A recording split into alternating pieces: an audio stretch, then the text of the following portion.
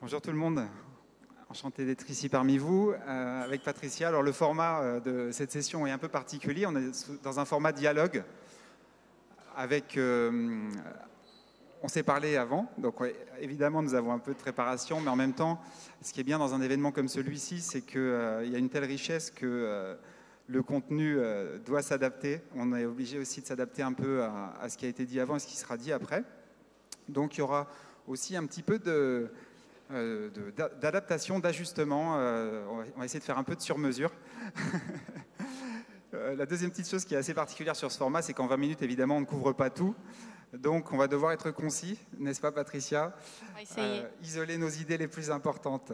Je te propose peut-être de commencer par des présentations. Vas-y. De toute façon, on a Nicolas, il nous observe, viendra récupérer.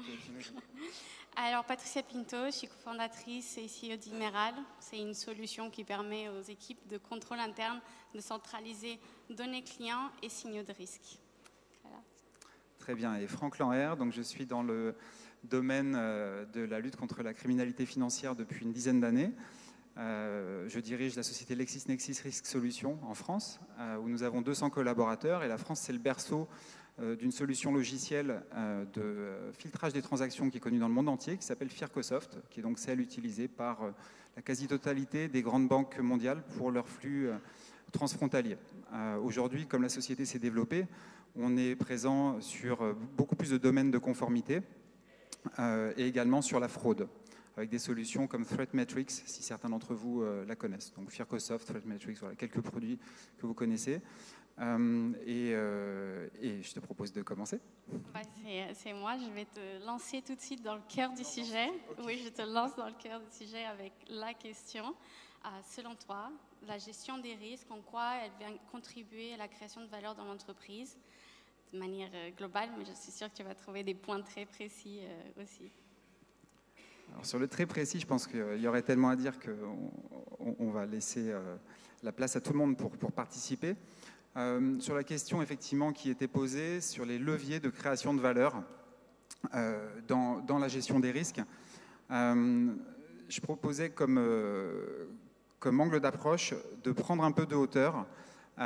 Aujourd'hui, on voit dans chaque présentation des techniques, des technologies, des process, des changements à effectuer qui vont dans tous les cas créer de la valeur dans la gestion des risques.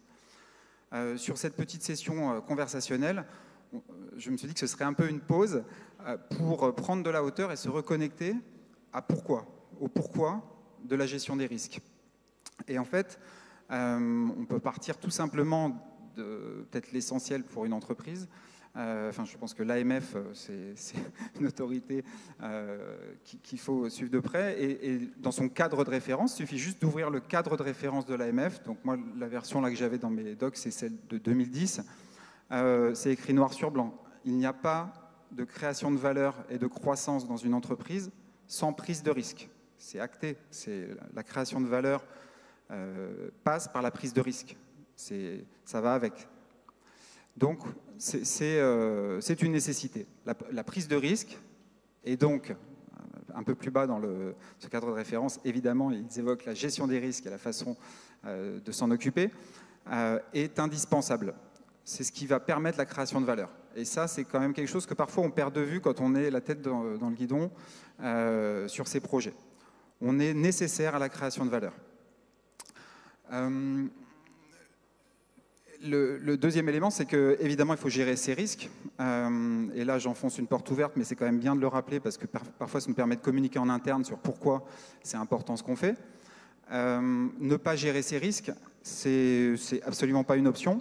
Même si on voit encore tous les jours dans la presse et dans les rapports annuels tels que ceux que nous, on publie.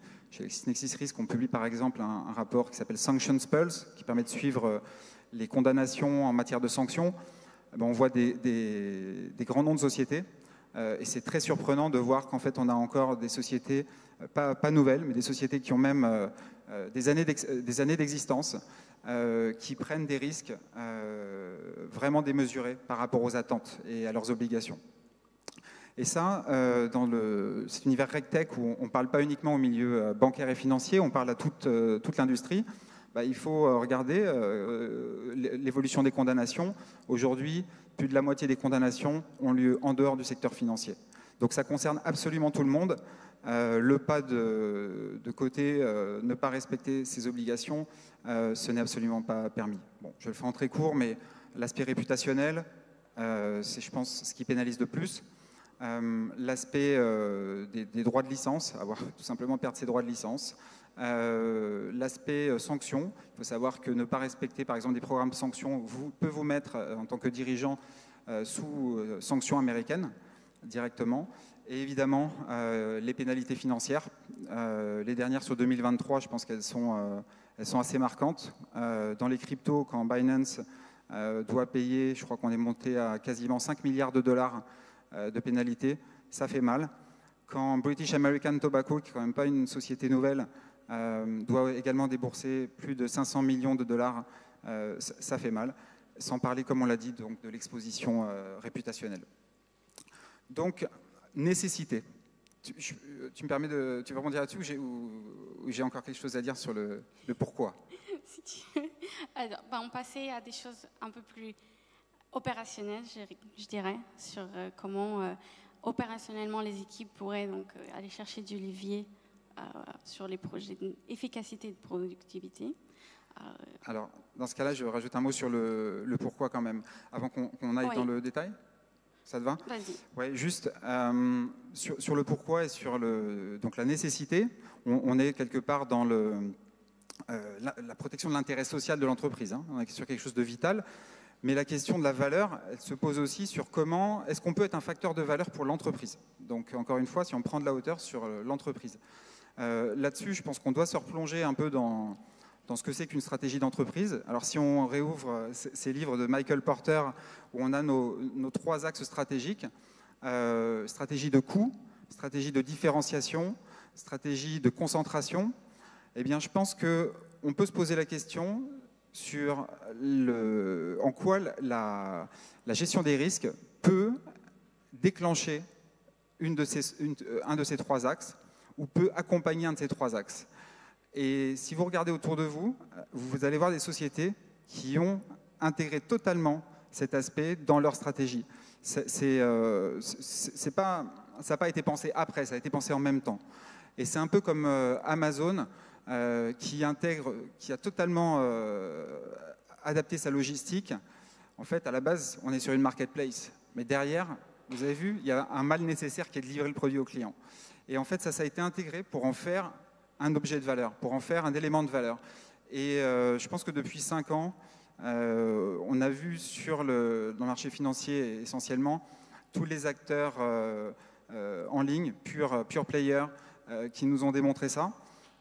Et donc, il y a de la place pour des nouveaux acteurs, que ce soit face au client final ou des acteurs fintech qui accompagnent cela.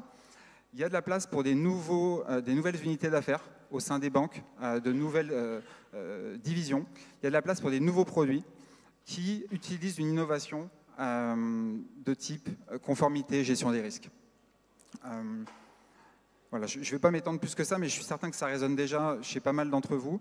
Et le côté concentration, moi, c'est quelque chose qui m'interpelle parce que je pense que, vu les barrières à l'entrée que représentent les contraintes réglementaires et toutes les évolutions, la rapidité des évolutions, que ce soit reg ou tech d'ailleurs, on est sur les deux, eh bien, pourquoi pas les utiliser pour adresser un marché de niche et créer une position dominante dessus. J'ai quelques exemples en tête, mais sans avoir les noms de sociétés.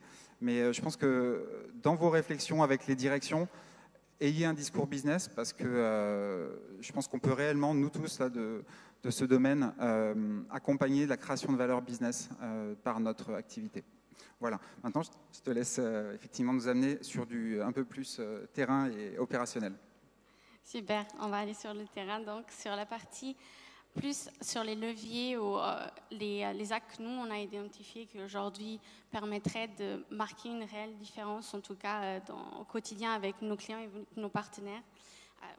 Moi, je vais parler de l'efficacité, que ce soit au niveau des équipes, que ce soit au niveau des processus, que ce soit au niveau de l'interne et de l'externe. La connexion au business, elle est réelle.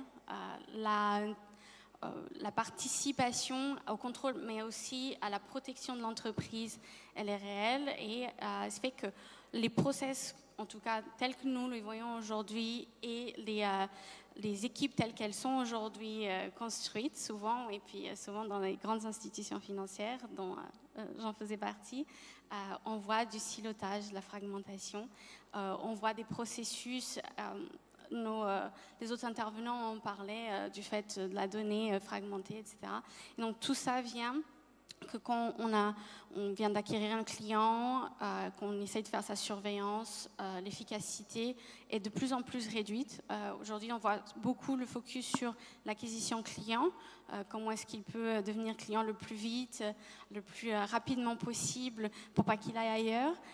Et puis ensuite, nous avons 10 personnes avec 50 outils qui vont, eux, continuer de surveiller un client qui n'existe plus, qui vont, eux, ne pas savoir qu'un client a changé de risque, etc. Et donc, il y a un dynamisme des applications aujourd'hui qui ne sont pas connectées et qui viennent impacter, je trouve, réellement l'efficacité des équipes. Et au quotidien, opérationnellement, quand on met tout ce monde ensemble, ça leur... Alors, j'enfonce des portes ouvertes, mais les discussions entre les équipes commerciales, avec les équipes conformité, risque, fraude, où est-ce que ça en est, le suivi, rien que pour pouvoir apporter de la valeur au niveau de la création du business, elle est difficile à percevoir, et c'est vrai que les réponses, elles sont un petit peu nulle part. Mais on va revenir sur où trouver ces réponses et comment aider à améliorer l'efficacité et ces systèmes. Mais je pense que tu as aussi une petite idée sur comment ça pourrait avancer. Oui, mais je vais peut-être essayer d'aborder aussi d'autres thèmes. Il nous reste combien de temps, Nicolas? Juste pour, voilà. Donc, non, c'est pour ça. Donc, pour ma part, le premier point que je ferai, c'est toujours pour se connecter au business, l'efficacité. Indéniable, c'est un sujet important, mais que ce soit sur ce sujet ou sur d'autres domaines sur lesquels vous allez pouvoir créer de la valeur au sein des risques, je pense qu'il est important d'identifier des métriques business, de partir de métriques business. Et je vais donner, puisqu'on n'a pas beaucoup de temps, je pense qu'il y a deux grands axes, de toute façon, de valeur si on est au sein d'une équipe risque. On a effectivement l'efficacité des contrôles et l'efficience. Et quand on parle avec le management, en général, on ne nous parle que d'efficience, il faut être plus efficace, plus efficient. Mais bien évidemment, votre job premier, c'est l'efficacité.